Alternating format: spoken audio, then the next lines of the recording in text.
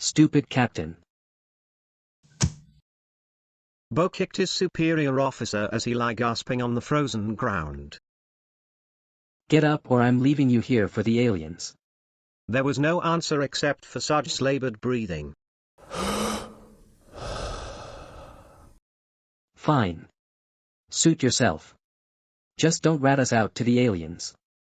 Unless they use their brain slugs on you. But you're a tough guy. You wouldn't do that, would you? Right? Sage stopped breathing and Bo made up his mind.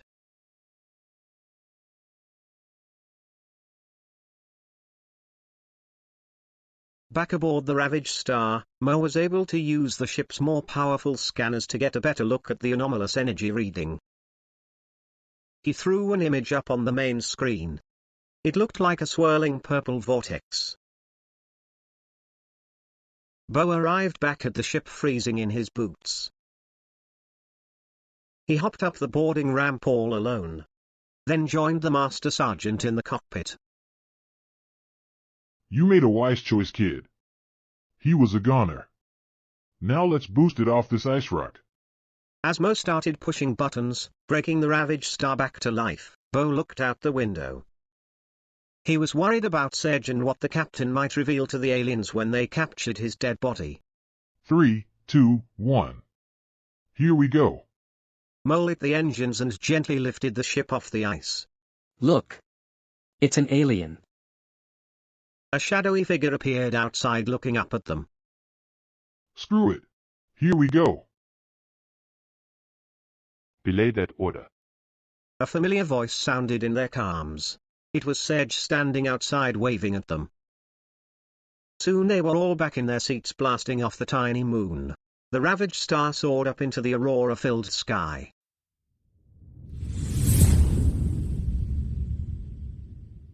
Sedge spat out a chewed-up piece of cigar into the palm of his hand and offered it to Bo. Souvenir. What? It's what I was choking on.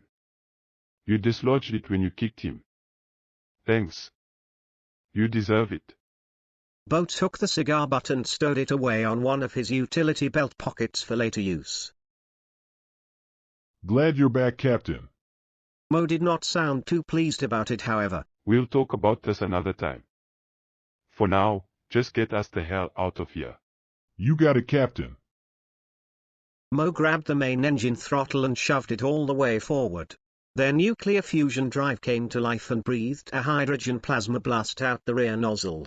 They hit 15 Gs in less than 3 seconds and were clear of the small moon a few seconds after that.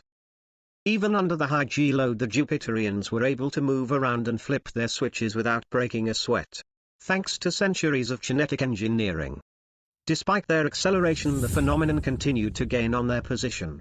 As they watched the main screen, something appeared in the middle of the vortex, something man-shaped. What the hell is that thing?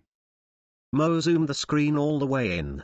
The silhouette of a lone figure appeared in the middle of the vortex. What kind of suit do you think he's wearing? I've seen nothing quite like it before. Moonanites are too stupid to come up with something like that. And the Saturnians are all blown to hell, so I'm thinking Imperial Special Ops. Hey. Sedge pointed at the screen.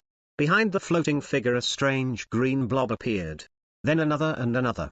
They were all flying out of the vortex. As the three of them watched in stunned silence, the lone figure fought the strange blobs. He flew loops around them and zapped their gelatinous forms with some sort of an energy weapon as they tried to engulf him with their slimy tendrils. It was all over in less than a minute.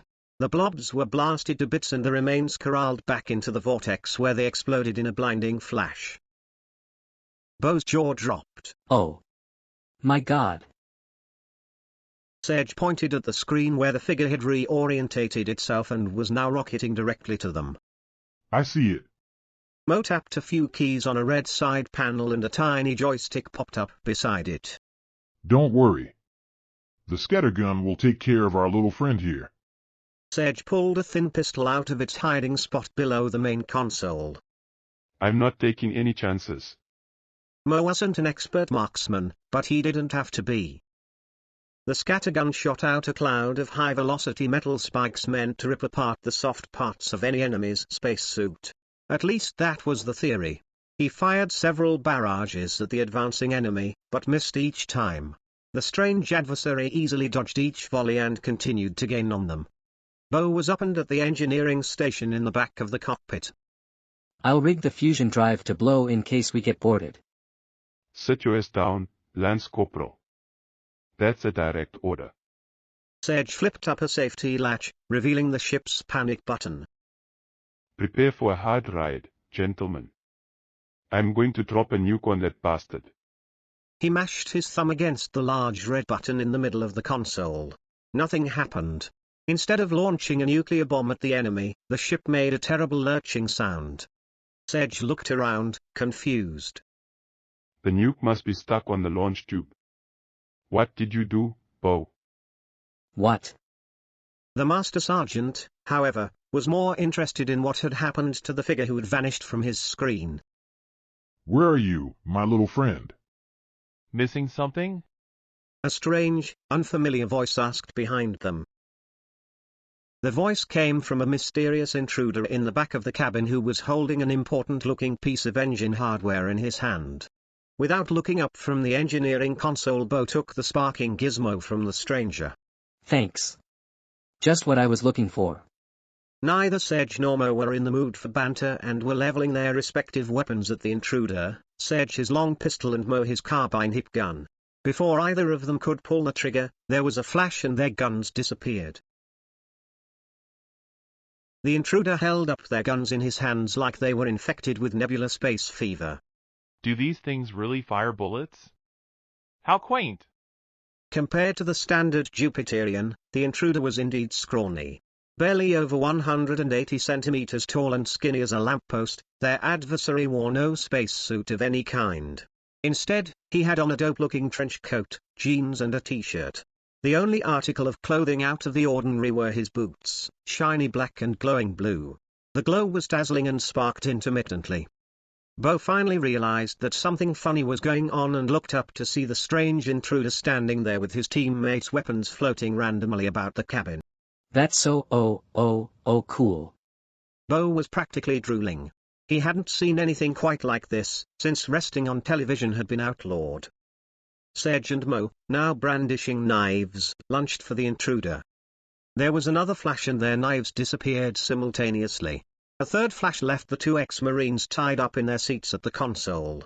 Bo watched it all in amazement. It was super speed. It had to be, right? He looked down at his cup and wondered if Sedge had forgotten to use a coffee filter again. The stranger dusted his hands off, then glanced over at Bo. Oh, there you are. You wouldn't happen to be Conrad Spaceman Bovestein, would you? Bo slowly nodded his head. Only my granny calls me that. Everyone else calls me, hey you. 25-star Super General of the United Imperial Jupiter Fleet? Who's asking?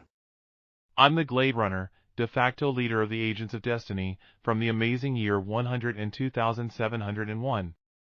We are defenders of the galaxy on a mission of grave importance. My task is to collect the best and brightest from all points in history. Wow. Yeah, I'm that guy. The future needs you, Bo.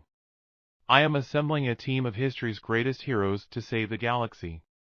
Really? Me? The Glade Runner checked his watch.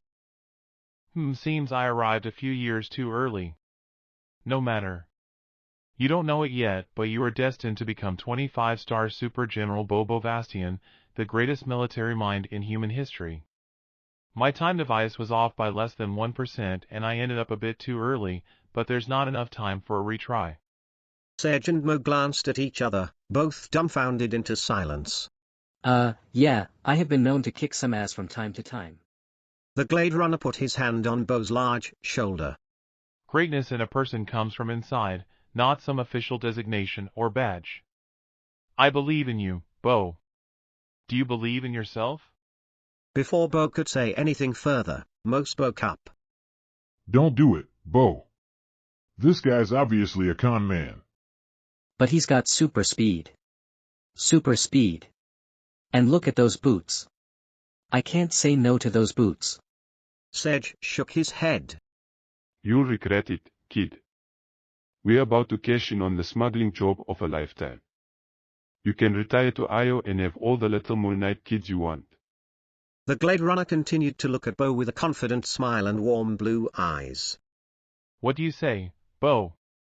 Save the galaxy or hang out with these losers? Bo looked back and forth between his boring ex-military buddies and the coolest guy in the universe.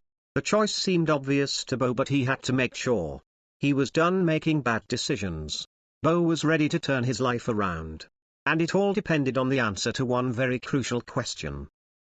You got coffee filters in the future.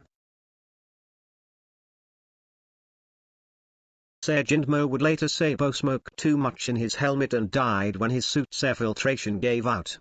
No way in hell would they admit to having seen him fly away with some random dude and get sucked up into a space-time vortex.